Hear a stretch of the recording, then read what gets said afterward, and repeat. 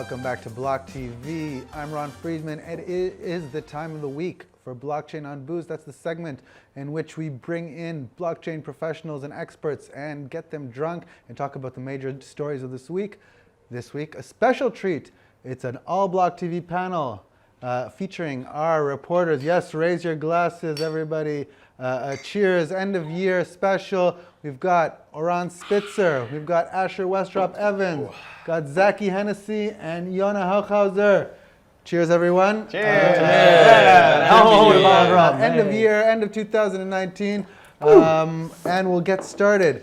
Perhaps the biggest story of this week, at least if in terms of geopolitics, is from the end of last week. We have Iranian President Hassan Rouhani saying or calling for the establishment of a new cryptocurrency to be adopted by all Muslim countries. The rationale for the call, which received support also from Turkey's president and Malaysia's prime minister, all during a conference in Kuala Lumpur, was to cut reliance on the US dollar and weather the effects of the market fluctuations and overcome sanctions. So, gentlemen, lady, what are we thinking? Are we going to see a new US sanctions-busting cryptocurrency come out of Iran for the entire Muslim world? Pros, cons, where do you stand? I think it's not a danger, because the only way it becomes actually useful is if other countries want to trade with it. You can already knock out all the Sunni countries because they don't want to play nice with the Shia Iran.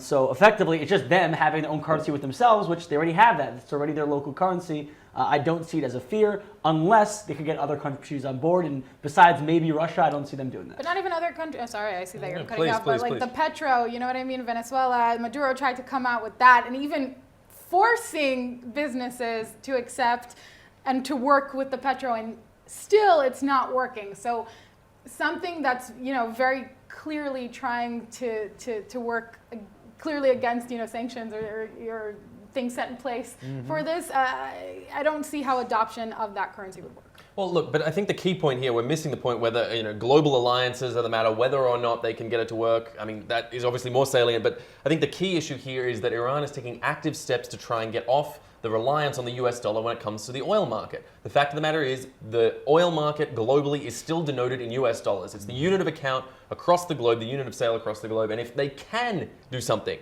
whether it be creating a cryptocurrency, whether it be creating a secondary market to move away from the reliance on the US dollar and the power that the US has over that global market, then they can create something pretty globally shifting from the financial sector. But even still, who would want to, it's ostracizing the rest of the world who is still working with the dollar. So the fact that you are trying not to, what are the odds that that would work? Right, you need allies in that battle, to be sure. But as the US's global influence, we can say, is on the wane, perhaps. Yeah, I mean, we can argue here or there. Maybe to China. And, right, exactly. I mean, if they can link it to China's digital renminbi, that could be a powerful tool. That's that first mover advantage situation. Let me ask an uneducated question. Please, Zach, for you always further do. clarification. For the layman out there, how does this factor into all that bank burning that you hear so much about going on there? That's actually a very interesting question as well, Zaki, because I mean, Iran is undergoing some pretty serious protests inside the country at the moment. It's not like the regime has an absolute universal support, although I'm sure regime insiders would tell you that they do. Of course, there's no doubt. Is that going to topple the Iranian regime? No, but they may be more ready to look for alternatives. It's creating a vacuum that could theoretically be filled by a cryptocurrency. Could look for alternatives to revive a fundamentally struggling Iranian economy. And Bitcoin can do just that. But I'll remind you, I was waiting for someone to make that point because, yes, Bitcoin could theoretically do that. But earlier this year, or maybe it was the end of last year, actually 2 Iranian nationals were arrested for transacting with Bitcoin. Right. So they were able to identify the wallets. Now obviously there's a very easy workaround. You just change your wallet and you're no longer that individual identified with it. But if it's a brand new digital asset, a national cryptocurrency, I don't know if it's going to be pegged to oil prices, if it's going to be pegged to the rial, which it could probably do better with it than that. If it's going to be pegged to the currencies of other Muslim nations that join in, they have, like Asher said, first user advantage to run ahead, create an asset that really nobody can sanction. The only question is if anybody's ever going to use it in addition. Do you have the first user advantage if that first user is disconnected from the rest of the world and no one wants to be his friend? I mean, wasn't that the same argument from early Bitcoin users? I mean, but Bitcoin was within the realm of the global world. I mean, was it? It was pretty outside the global sphere at the get-go. At the get-go, when we talk about Silk Road and pre-Silk Road days. What was Bitcoin launched off? What was given its credibility? It was dealing in black market trading and being allowed technology. to use. Right, It but it was also technology. in an ideology, with all due respect, it was also in an ideology I think there's plenty of ideology in Iran. I don't think we lack ideology. No, I mean, referring to Bitcoin in general, right? There was an ideology of giving power back to the people. This is not doing that. This is, but it is stated as... It is definitively linked to an ideology, that of the Islamic banking tradition, which would allow it to be part of a different global economic powerhouse that could be really significant. Right, and then those are two different conversations. It's a conversation of, are we trying to give power to the people, or are we trying to have the bank work around sanctions? No, but if it works, it works. All right, but Asher, you raised an important point about Islamic banking, and like you said, it's a tradition. You filed a report, just a primer for everybody in the room and for our viewers. What exactly is Islamic banking? What does it entail, and how it might work with cryptocurrencies? Let's have a look. Islamic banking, also known as non-interest banking, is a financial system that's based on the principles of Islamic or Sharia law and guided by Islamic economics. The Islamic finance world was estimated to be worth $2.05 trillion in 2017, with over 500 banks in the sector spread over 51 countries. The origin of Islamic banking dates back to the beginning of Islam in the 7th century with the Prophet Muhammad. Two key principles of Islamic banking are the sharing of profit and loss and the prohibition of the collection and payment of interest, or riba. Without interest, banks are forced to find other ways to earn money. Instead, banks use equity participation systems. This means if a bank loans money to a business, the business pays back the loan without interest, instead giving the bank a share of the profits. If the business does not earn a profit, then the bank also does not benefit. Because of this profit-sharing model, getting a loan can be a tough sell, as the bank is constantly looking to protect itself from loss. In addition, investments involving alcohol, gambling, pork, and other forbidden or haram items is prohibited. With parts of the Islamic world looking to move into the emerging technology that is digital assets, will cryptocurrencies ultimately prove haram or halal? Great VTR. Yeah. Thank Really you, great Asher, clip. for putting that together, a video package. So that takes us to a completely different direction. I mean, we're talking about Islamic or Muslim countries banking, and we're seeing it does come from a tradition. They have it's not kosher to coin a phrase halal. for them to charge interest, and there are workarounds. But this is taking it from a different angle. Maybe this is an angle that can draw in more participants.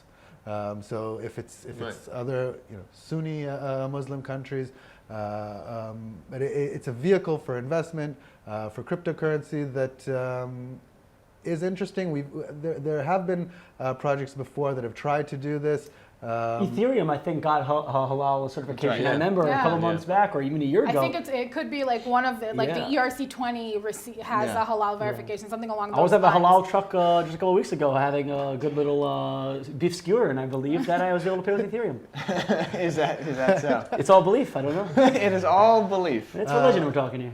So Asher, any takeaways from there? Is this more of an adoption than sanction busting? Look, I think so. I mean, look, and again, if we sort of pull this back to a political conversation about the Islamic world, you've got two ideological counterweights pulling against each other, notably Saudi Arabia and Iran, fighting from different perspectives for control of large swaths of the Muslim world. And I think Iran in this play is looking to promote that from a financing angle, an incredibly powerful and strong angle where Saudi Arabia is traditionally dominated. Now Iran's saying out there, hey, we can put some chops and actually boost our Islamic credibility by building a fundamentally intertradable coin, be traded across all the Muslim nations of the world. To create a halal certified, in conjunction with our practices, banking sector and entire financial sector that creates maybe even a sort of a pan-Islamic ideal. Again, maybe that's taking it a little too far, but I can see the first stepping stone being set off here. And again, it's that first mover advantage. I think it's a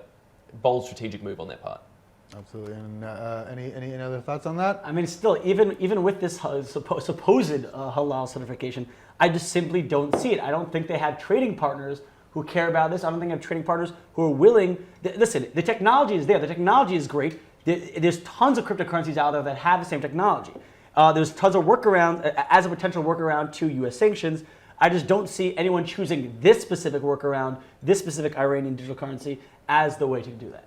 But if they're willing to do it, I mean, look, if Russia's willing to trade with them, if Syria, as they effectively control Lebanon, China doesn't give a hoot about what the ideological battles in a specific field are. Like that, if they're willing to trade between them, China would why not? No, China, great. China might have a central CBDC, and they'll use that. China is not going to adopt the Iranian CBDC. I'm not saying they'll adopt, but maybe they'll be interplay. Maybe they'll be able to trade between them. I mean, maybe they will again use that as an access point for the digital economy and a way to move forward. And again, in a way that circumvents the US dollar, which these countries have been trying to do for decades. A Chinese CBDC will do the exact same thing. Will allow that that is a threat. That is something that, wow, that's a big trading partner. That's a lot of people are willing to accept that. It has its value because it's backed by the Chinese government. I just don't see the Iranian CBDC really as a threat. I see Chinese one as a threat. But it closes the loop. The Islamic banking sector, the Islamic financial sector, as I said, worth over $2 trillion exists. It's a parallel banking sector and financial sector that exists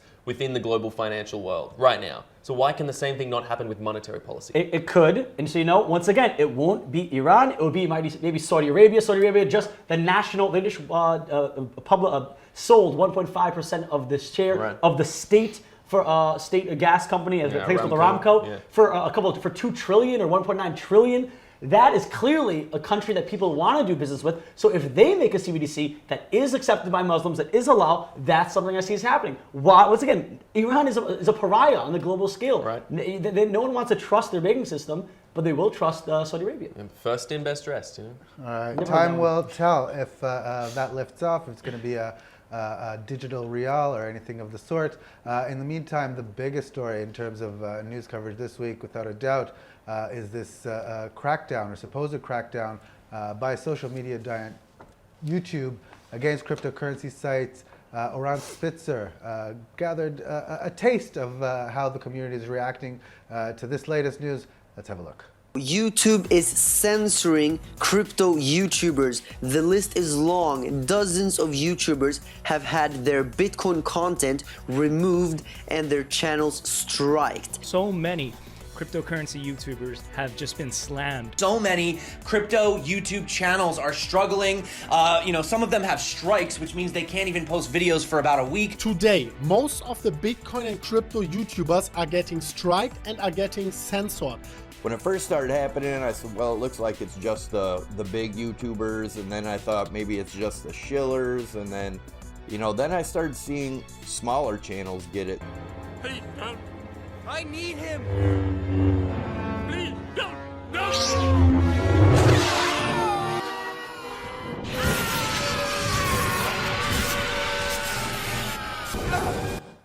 So, pop culture references notwithstanding, this is a big move. Got a lot of people scared. Do you think this is intentional? Do you think this is some kind of conspiracy? We've heard all sorts of theories. I'm throwing it out there. What do you think? Honestly, my own theory here is that there was a mistake in categorizing. Like, they were probably doing some internal something. They changed crypto as a category, and then everything went to shit. And there wasn't a quick enough response because everybody's off for the holidays. Christmas, right? It was like such a minor thing. It really seems like there's no meaning behind it, and it feels like this Sam Smith group. There's this group.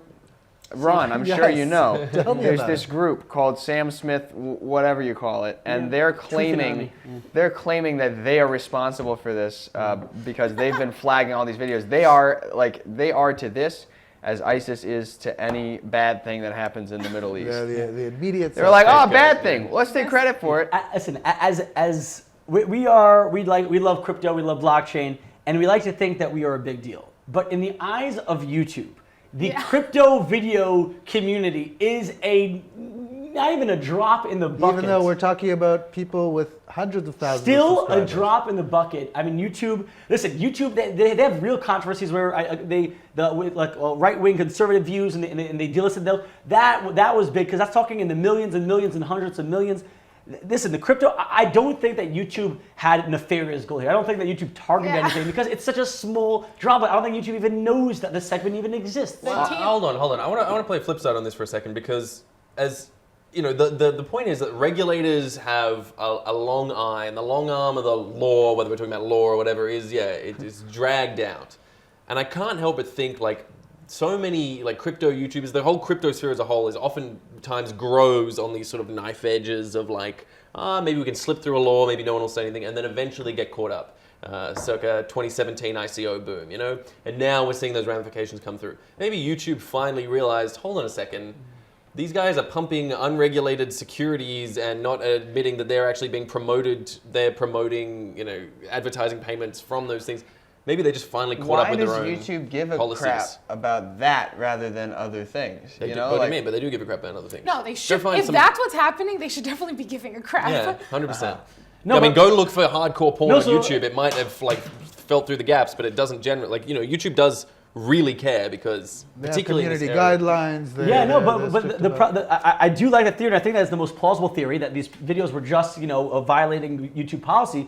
But Mutty Greenspan and a couple others have spoken out saying that, hey, there's been a lot of videos and channels that don't fall under that haven't been promoting anything, that are just purely educational, that don't have links or anything. So while I would have bought that theory, and it does seem the most plausible, there does seem like to ones be that have had videos taken down. Yeah, there does seem to be but also things caught in the crossfire. But also, these are videos that have been out for months. Like Years. this isn't video that just went up and it's been flagged. Right. And No, these but are. it takes a long time. Like to be clear, and this is what I'm saying about the long arm of regulators. Like, we may all in the crypto sphere move at lightning speed, and today it's up 40%, and tomorrow it's down, and ICOs, no IEOs, no IDOs, as I recently learned about. What's an IDO? Oh, you better do some research. Ready for that? Yeah. Anyway, regardless, we may move at lightning speed, but regulators move a little more ponderously, and there is still plenty of content out there that they might get to in time. Tuba to the cryptosphere's piccolo. Wow. You might say. I This is why we keep them around. I don't This get sort of that quality reference. content. I don't get that reference, but I like the long arm of the law, but it shouldn't take them that long to do things. Although I do think that that's what it was in the end. I do think that because there was a lot of hubbub recently brought up that Ivan on Tech and other YouTubers were getting paid for scams. I think that the Plus token scam was a big thing. That didn't in the West, but I think that woke up a lot of people that, whoa, these crypto scams, even now, even post ICO, could reach in the billions of dollars. Right. This is a big deal. And so I do think that someone at YouTube, woke up and said, wow, we have a big, my Christopher Walken impression, we have a big issue potentially on our hands. But my question is this, is how do they decide? It might have been, is it user people that flagged it? Or was it some sort of systematic takedown? Because it doesn't seem consistent. And my issue is this, they haven't given an answer. YouTube, we've reached out, other people reached out, they're not giving an answer as to what it is. Right, they did go on a separate comment that tagged YouTube team and said, we're looking into it. Right, but if it was a violation or if it was something specific, why don't they just YouTube come out and say, hey, they're promoting unregulated securities, this is why we took it down, done. Why are they being... Or it's like, videos are being taken down, scrambling. And because we got to all understand that our vast amount of our social society these days is built on like 6 algorithms that someone has decided somewhere, Facebook's, Google's, YouTube's, and they just run our who lives. invented those? John Algorithm. Thank you for That's why that we keep input. you around, Dave. All right, but let's take this another step forward. So reactions, we've heard, everybody's very upset, and we've heard calls for boycotts of YouTube. Is this something that's gonna get any play? I honestly think that the boycotting YouTube is probably done. First of all, your fucking toddler is definitely watching Elsa videos on the fucking iPad as you are boycotting YouTube. So don't pretend that boycotting YouTube is Vimeo every day. Don't miss a Vimeo. Maddie Greenspan, I love you to death, but your kid is not watching fucking cartoons on Vimeo, okay? It's not gonna work. Okay. I think that the boycott is redonkulous. You know what we need to do? Yes. we need to make crypto social even less accessible by putting it all on like Steemit and what's the other one? There's Voice now, right? Isn't Voice? Yeah, all the soon? blockchain-based social media platforms and totally isolating us. really Jack, shove them all in the Jack corner. Dorsey just, last week this was a big deal that Jack Dorsey was calling to build a team for the a decentralized social Sky protocol. team. The issue is, and he even admitted, Blue and Sky. many are admitting, and even CZ admitted, that while we do need a decentralized social platform, there's a lot of issues that come with it. Copyright issues, trademark issues. And just a lot of hate. Yeah, Have you hate, seen Gab? spam. It's really tough to pull off a decentralized platform without falling to these many pitfalls that necessitate a centralized controlling kind of moderator. Another Gab.com becomes the next YouTube. So, but what does this mean for these creators? I mean, does that unless YouTube, kind of updates their guidelines or sets out a clear policy? This is what you can talk about. This is what you can't talk about. Y'all better fucking pivot. I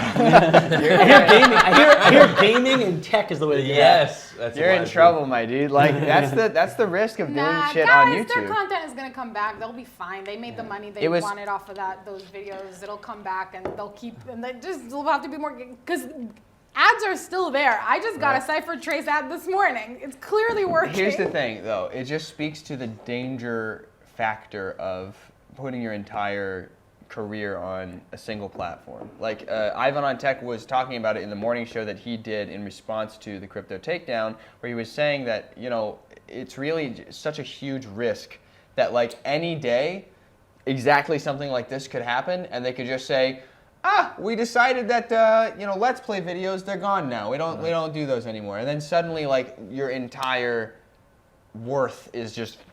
Ivan on Tech can create a website, and I'm sure that people will go check him out. He can create longer length Twitter videos. I'm like everyone else is still gonna hop on YouTube and search and be like, oh, I can't find that. I'll find the other guys like BLOCKTV. I highly recommend. So maybe a good thing for some publication that haven't been affected yet. We'll see how that goes. Let's move on.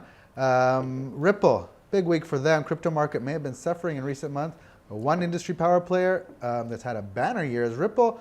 The blockchain payments firm behind XRP raised $200 million in a round 3 funding. It will reportedly help Ripple continue to improve its global payment network and broader utility of XRP Ledger.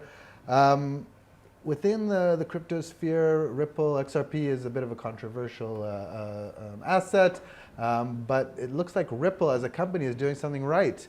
What do you guys think? Listen, I think that Ripple, as of today, is executing a use case the best out of everyone. And I'm not saying that necessarily they have the best use or they have the best potential or the best, but they are executing their use case. They said, this is what we're going to do, cross-border remittances, we're going to do this, and it works. It works. There are real companies, real traditional companies out there using this in order to settle remittances, to settle cross-border transactions. And it's a great idea, and it works. I'm not talking about the community around it, but even further, we're talking about the controversy within the crypto sphere, which within our YouTube conversation, we've analyzed this pretty niche and small. I don't think Ripple is looking out for the crypto sphere necessarily to like them. Rather, they're doing well in other forms. Do we know? I know they use a third party to raise the funds. Yeah. Do we know like who were the main investors, or is that information not out yet? No, that's not public. It's not. Okay, so but then this is a third funding round. They don't need the crypto sphere apparently. But this is an interesting one, right? Because they raised $200 million in this funding round. Traditionally, that would seem great, but they have a second. You would think so, but they have a secondary source of funding, which is the unlocking. I just want to make sure these come on screen. Yes. Of 1 billion XRP a month from their internal holdings. Now, as of the current time of filming, I'm not quite sure the exact price. Last time I checked, that was about the last 19 cents. The last point that XRP was at, that was like $225 million a month. Something to that effect. Volume. It might be a little bit less. No, 225. So they're unlocking $1 billion of XRP a month. Unlocking. From their reserves. Yes, but you're flooding that into the market. But you're criticizing that, which again, yes. of course. No, I'm not criticizing necessarily, but I'm saying interesting.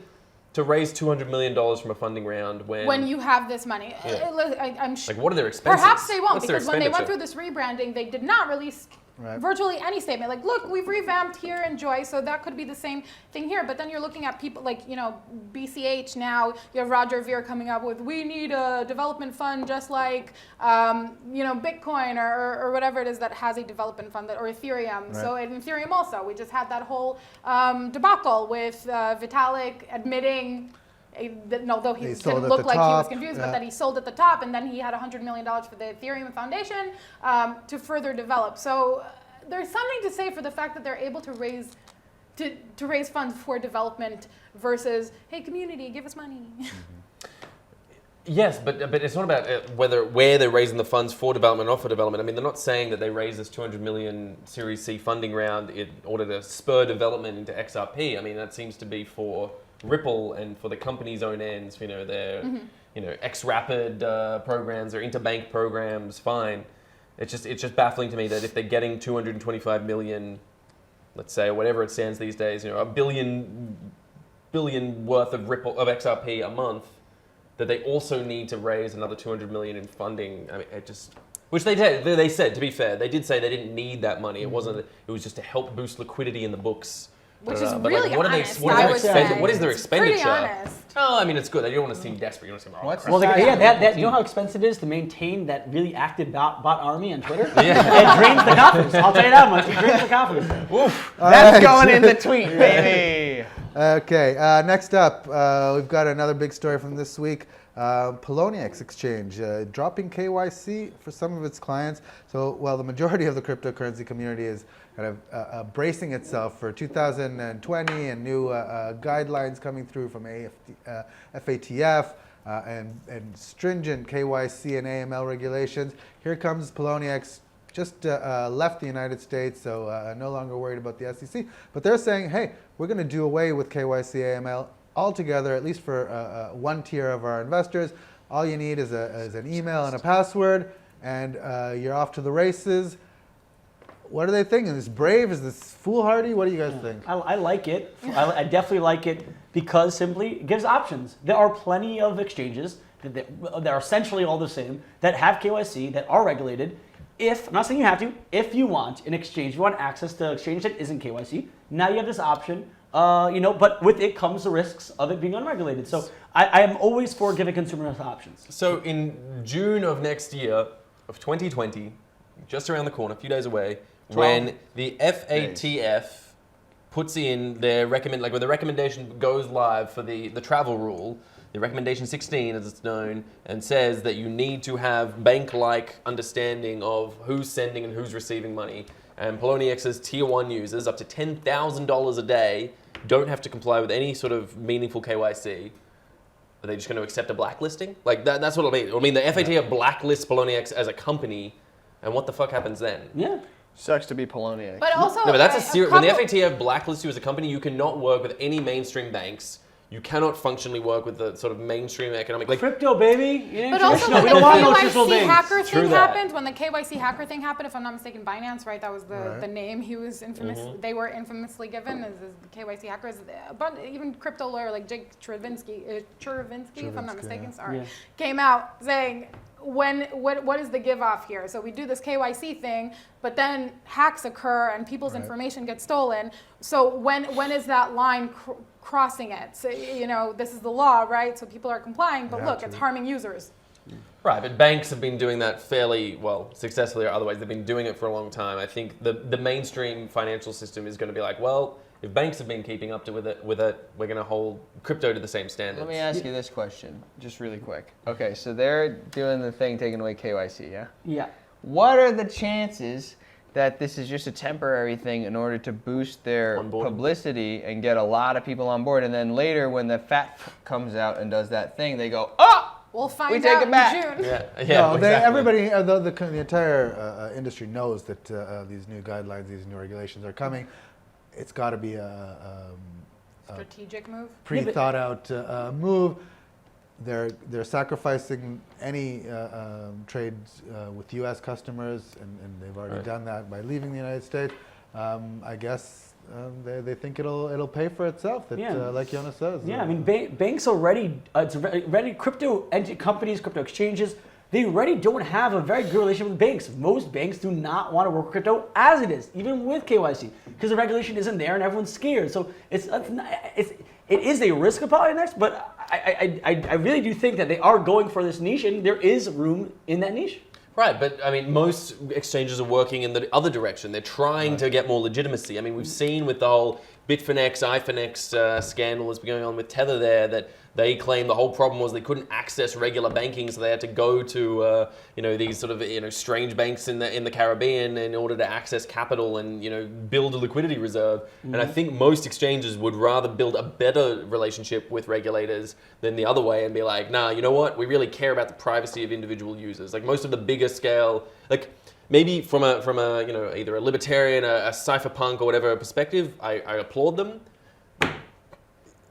It's not a great business model. No, but like you said, if scale. most exchanges are going this way, that means that there's room, there's less competition, and there's a room. There definitely are customers, whether criminal or not. Either way, if your aim is to make money and your aim is to be a successful business, I don't think Poloniex is trying to save the world. If they're trying to make money, there is a lot of money and a lot of customers who don't want KYC. But let me give you a scenario. They get blacklisted, then they're not allowed to work with any banks, right? They're right now simultaneously, other exchanges that are whitelisted or that are in favor with the FATF don't want to work with them either, because obviously then they could risk being blacklisted by association. So they suddenly get cut off from a bunch of other exchanges. Suddenly they have a lot of internal liquidity and no other, where am I sending my money? Once you're already not dealing with the US, in the world, there's plenty of ways the to move your FATF money is back. international. We're not talking the There's SEC. plenty of ways. Listen, FATF. right now, plenty of money laundering, billions and trillions of dollars of money laundering happens. Poloniex, the company of money laundering. They will find They will look forward They to will that. find a way to move that money, whether legitimately or illegitimately, whether it be trading directly with Iran or China or North Korea. I really look for the North Korean crypto exchange Poloniex. I don't want to say anything yet, but I in the may near or may future. not be leaving this company to go and work for them. You guys are like the Roger Federer and the Venus Williams of cryptocurrency. I'm really very proud that I'm Venus. Back I will and take forth, that with pride. All right.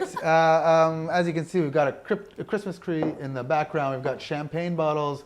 It can only mean one thing. This is New Year's, baby, and we're looking ahead to 2020. New Year's, looking ahead to 2020, and we've got a steam panel of people who live and breathe the cryptosphere. I'd like to go around the table and hear your top trends that you're expecting to see in 2020. I'm kicking us off. I've decided. All right. So you spoke about, the DEX. What is it? Initial. IDO. IDO. So I'm excited for the new 2020 fundraising / getting your token out there. Whatever that is, I look forward to hearing about that. About DEXs. The initial decentralized exchange offering? Yeah, IDOs. Yeah. Initial decentralized. Yeah, wow. It does not roll off It the doesn't tongue. work. That's what you Does not roll say. off the Initial tongue. DEX offering. It sounds way easier to say. Why not call it an IDXO? I didn't come up with it, man. I don't know. No, you got to stick with the format, the Stop. three-letter. You guys are really thinking hard here. Come on, I said mine. Asher? All right, Asher. Look, this is going to sound counterintuitive, but I'm actually looking forward to 2020, the year of mass litigation.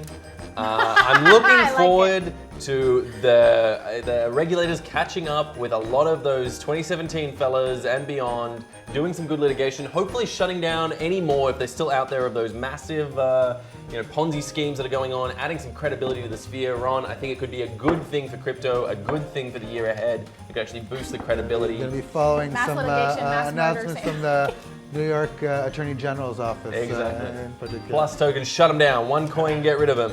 BitConnect. During that last segment, I wrote some things for this part, and I said more dogs, more Lil Bubble, because he's cool. Unfortunately, more douchebags. So you gotta watch out for those, because they're coming for you. In those are gonna be the 2020, trends. the douchebags are really coming out They're in coming full back. force. Coming back in full force with the Lamborghinis and the cars. Yellow Lambos. And then the last thing that I wrote, and I don't know why I wrote it, but I wrote more lizards. So expect, you had Dogecoin before, and now you're gonna have like lizard coin. I don't know. And I also drew a picture of a clown, and that's kind of here. All right. Okay, Gorgeous. thank you for that, Zaki, as always. Gorgeous. Yona, round us out here. So unfortunately, I don't have a picture of a clown for you, but building off what they said, with regulation and with let's say the banks, the government, and exchanges playing nice, I would love to see finally for the consumers good UI UX. As of right now, I am petrified. Whenever I send any crypto, Bitcoin, Ethereum, anything, I'm petrified because I'm not. I send it. Did I put in all the right random restricted letters? Will it ever show up? Will it be lost? It takes a little while to get there and I have to wait. Do I know? It is not easy. Your mother can't use it. Your grandmother can't use it. I want some actual UI UX in cryptocurrency. Damn right. All right, Hey, let's high five. raise the glass to Raise that. your We lost Zaki along the way. Zaki, hope Apparently. you Cheers. do well. Happy 2020, cheers. everybody. Cheers to you, and don't go away. We're going to be right back with more crypto and blockchain news.